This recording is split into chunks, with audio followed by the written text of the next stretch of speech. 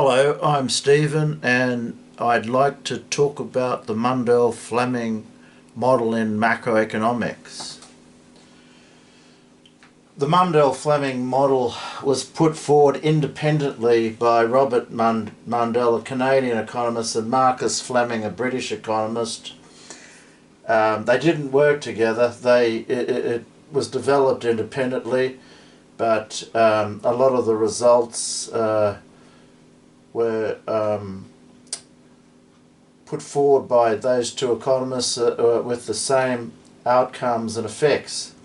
So firstly, we're considering both monetary and fiscal policy under both floating or also flexible exchange rates or fixed exchange rates, where the central bank keeps the exchange rate at the same rate.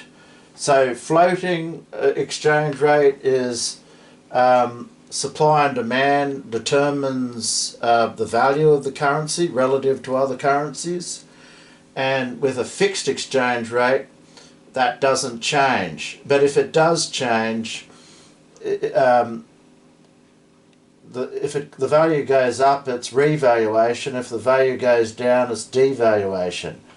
With floating exchange rates, if the value goes up, it's an appreciation of the exchange rate. If the value goes down, it's a depreciation of the exchange rate. So depreciation down, appreciation up. Depreciation of a currency is more favourable for exporters. Imports prices are higher. And also, if exchange rate appreciates, import prices are cheaper, but export prices are less competitive relative to other export prices. So exports decrease under appreciating floating exchange rates.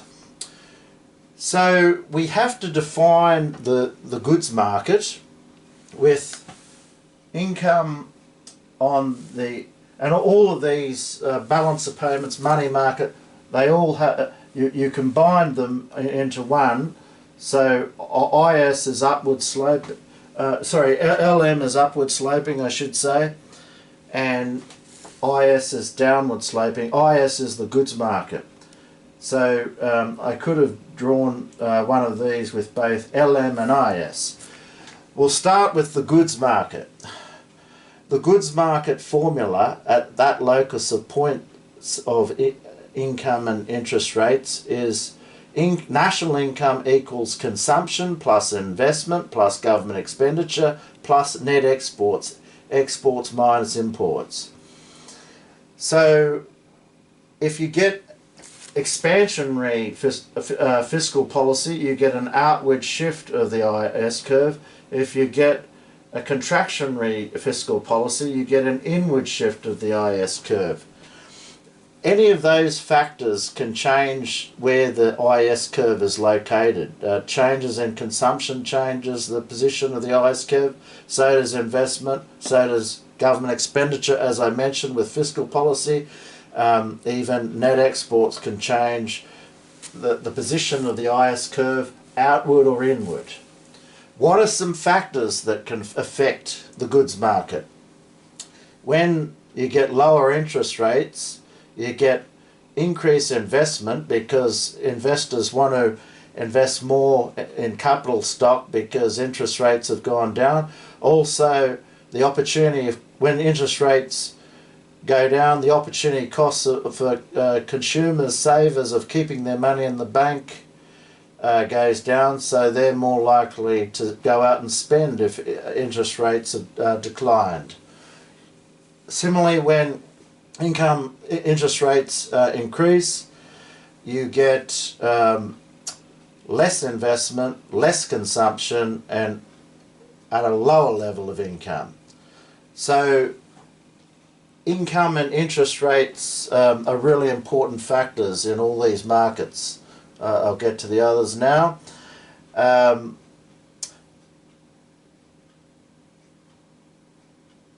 Also, I'd like to say factors that affect the goods market. the interest rate has a bearing. So the lower, as you go down a curve, the lower the interest rate, the higher the level of income. Lower interest rates are more favourable for consumption and investment, which results in more income when you move along the IS curve. So some factors that can change: interest rates, fiscal stance, domestic income and foreign income. I had to abbreviate a lot of these because I've only got a small whiteboard, but I will explain it effectively. Now, the money market is the locus of points where money supply equals money demand at different levels of income and interest rates along the same LM curve. As you go up an LM curve, there's more income, so there's higher money demand. If you've got an outward shift of the LM curve where money supply equals money demand, that's indicative of looser monetary policy. Conversely, if you get an inward shift of the LM curve, that's indicative of tighter monetary policy. So looser monetary policy is when the central bank buys back bonds and more money is released into the economy. Looser monetary policy, more money supply circulating in the economy. Conversely, with tighter monetary policy, if there's an inward shift of the LM curve, the central bank sells the bonds and money goes from the economy circulation into the bonds. So that's tighter money, higher interest rates with effects on consumption and investment, lower investment and lower investment when you've got higher interest rates. So we've defined movement along the LM curve, outward shift and inward shift. Remember, the same as IS, income on the x-axis and interest rates on the y-axis. Remember, you can combine the two to find Keynes's general equilibrium. And John Hicks worked on the ISLM model prior to Keynes. So the I won't draw it in because it'll just, I could, but just imagine an IS curve. Just Google an ISLM diagram. So factors affecting the money market: income and interest rates. Remember, higher income results in more money demand, movement along. Interest rates is an important determinant in the money market as well for money supply. In fact, more money results in circulating around, results in lower interest rates. Remember, interest rates is the price of money, so the intersection of money supply and demand is termed interest rates. So that's the interest rate there, and that's the quantity of money and of supply and demand. So that's quantity there.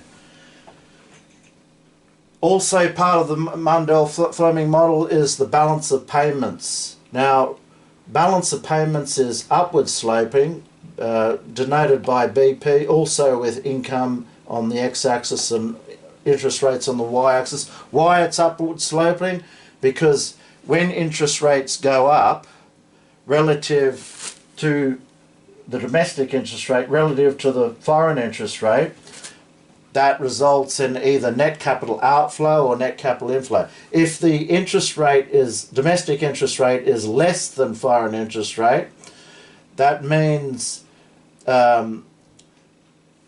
investors want to park their money overseas away from low interest rates in the domestic economy, so it results in net capital outflow, which affects the exchange rate as well, because the exchange rate depreciates when you've got net capital outflow, because there's less demand for that particular currency, more demand for the foreign currency. So there's a depreciation effect if the domestic interest rate is lower than the foreign interest rate. Conversely, when the domestic rate is greater than the foreign interest rate, it's more favourable for investors to park their money into the domestic economy, which results in net capital inflow. That results in a higher demand for the local currency, so the exchange rate appreciates, which can be adverse for export performance because exports become more expensive relative to the other currencies. So balance of payments comprises the current account plus the capital account, also the financial account as well. I won't go into the difference between capital account and financial account. I'll only quickly state that the financial account is assets that are traded on the financial markets.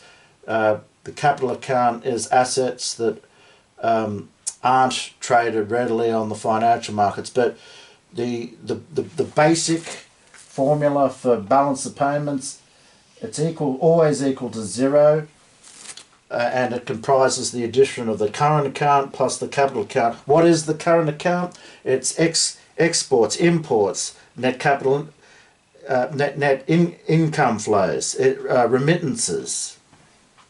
What's the capital account? It's loanable funds, funds going overseas if there's net capital outflow, funds lent for investment projects, infrastructure. If there's net capital inflow, money coming into the country, then that means that that country has lent money from lenders. But if the domestic economy, if they lend out money, there's net capital outflow. They're lending money to other countries, which the principal interest has to be paid. So again, upward sloping, because if interest rates go up, the domestic interest rate relative to the foreign currency, there's an upward sloping BP curve. That means that there's net capital inflow if the domestic interest rate goes up relative to the foreign interest rate. So what are some factors of the balance of payments? In the current account, the exchange rate is an important determinant. Also, domestic income and foreign income. When domestic income increases, that increases the demand for foreign imports. Conversely, when foreign income increases, that increases the demand for our exports, or wherever your local economy is, wherever you are in the world. So the determinants of the balance of payments account: domestic income, foreign income, the exchange rate. So as I mentioned, if there's a floating currency, a depreciated exchange rate results in higher demand for exports.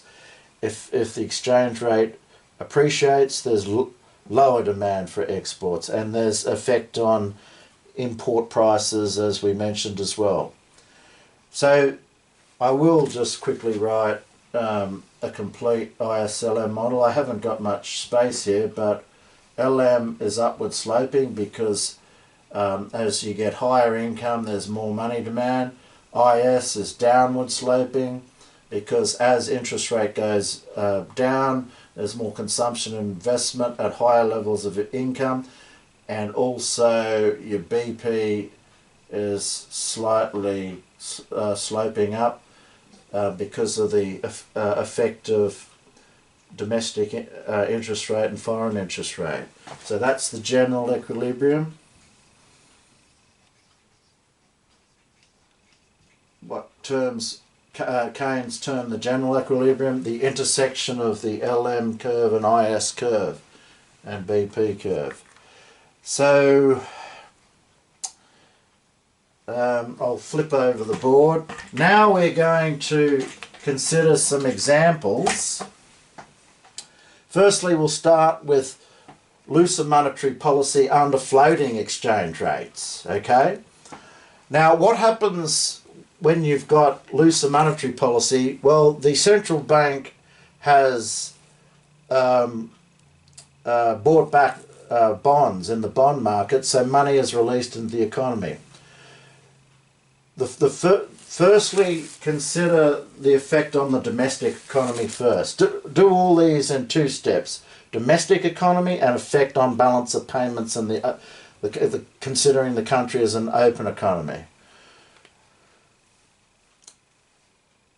When you've got looser monetary policy, interest rates drops, as we mentioned. That results in an increased consumption because the opportunity cost of keeping money in the bank and savings declines, and also lower interest rates results in more investment. So that's fine, that's a good effect. Now consider the effect on the balance of payments with lower interest rates. Again, consider the domestic interest rate compared to the foreign interest rate. That means the domestic interest rate is less than the foreign interest rate, resulting in net capital outflow, because investors want to park their money in the foreign countries rather than the domestic economy because they've got a low interest rate. They want to chase the higher returns, take their money overseas to chase the higher interest rate. That devalues the currency. That's favourable because you get increased exports. So not only do you get a shift out of the LM curve at a higher rate of income, and also, well, just remember that interest rates went down with looser monetary policy because of the exchange rate effect of higher exports. The IS curve shifts out as well for a little bit more income. So you start at Y, Y1, Y2. So because of the exchange rate effect, you get a little bit more increase in income. So looser monetary policy under floating exchange rates is okay. That's an okay policy tool. What about fiscal policy expansion under floating exchange rates? Firstly, you've got an outward shift of the IS curve in the goods market. That results in higher levels of income. Income goes from Y to Y1 there.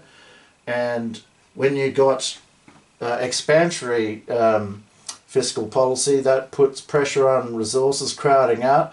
So interest rates go from I to I2. Interest rates increase, but at a higher level of income.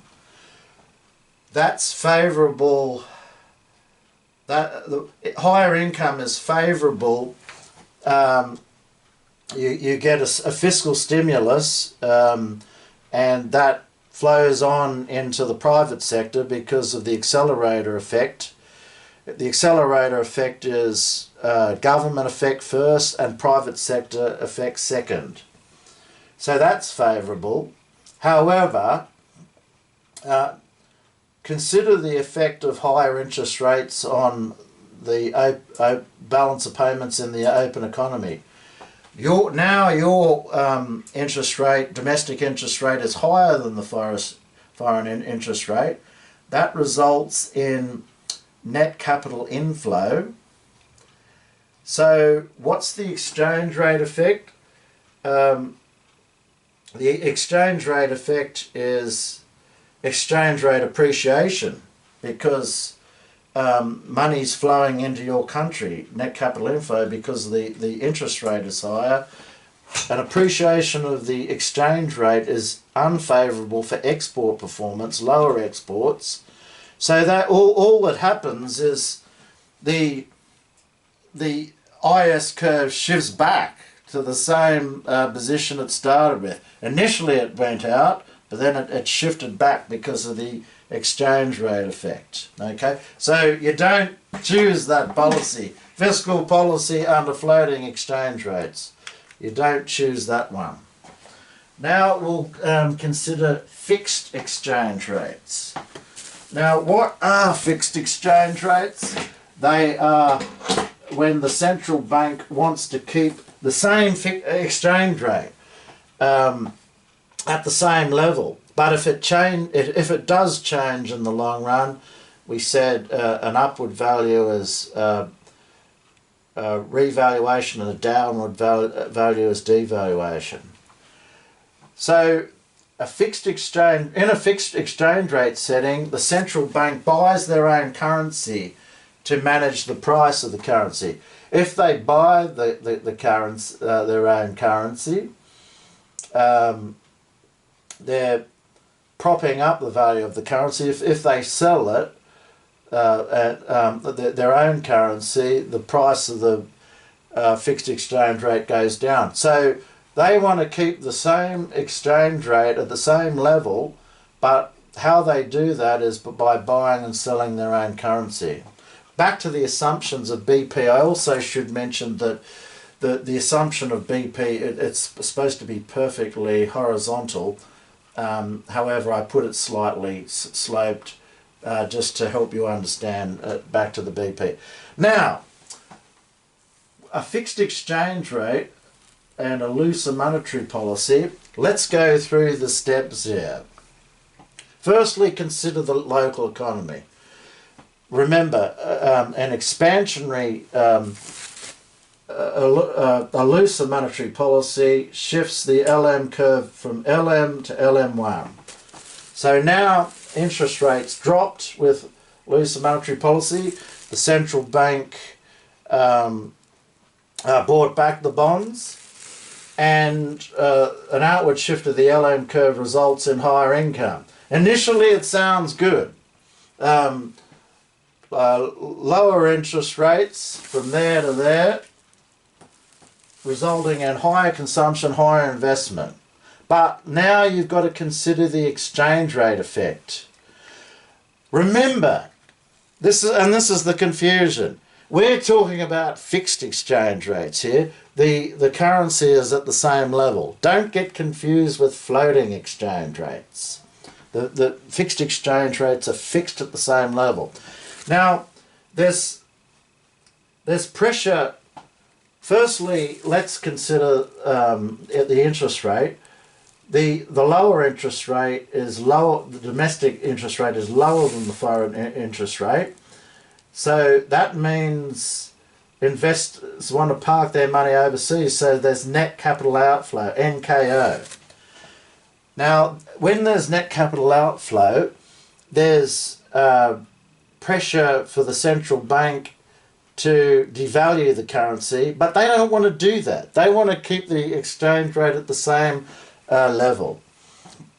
So how do they keep it at the same level? They have to buy their own currency to prop it up, okay? And when they buy their own currency, that means tighter monetary policy again. So that's contradictory. You started with looser monetary policy and then you went to tighter monetary policy. So the LM curve just shifts straight back from LM. Initially it went from LM to LM1 with looser monetary policy, the effect on the local economy, and then with the exchange rate effect, the LM curve just went straight back. Consider this methodology in all of these. First, the effect on the domestic economy, then the effect on the open economy and the balance of payments and the exchange rate effect. 1, 2, and then you'll see the magnification of the whole effect of the policy tool. So finally, we're considering fixed exchange rates and expansionary fiscal policy. So with the expansionary fiscal policy, the IS curve shifts out higher government expenditure and lower taxation rates. So you start here at Y1, the old IS curve, and then you go to IS1, so the equilibrium is there. So just draw dots down to show the new income rate, and dots out here to show that interest rates have increased with expansionary fiscal policy crowding out and competition for resources, albeit at higher levels of national income on the x-axis. So what's the effect of higher interest rates now? So you can see that consumption is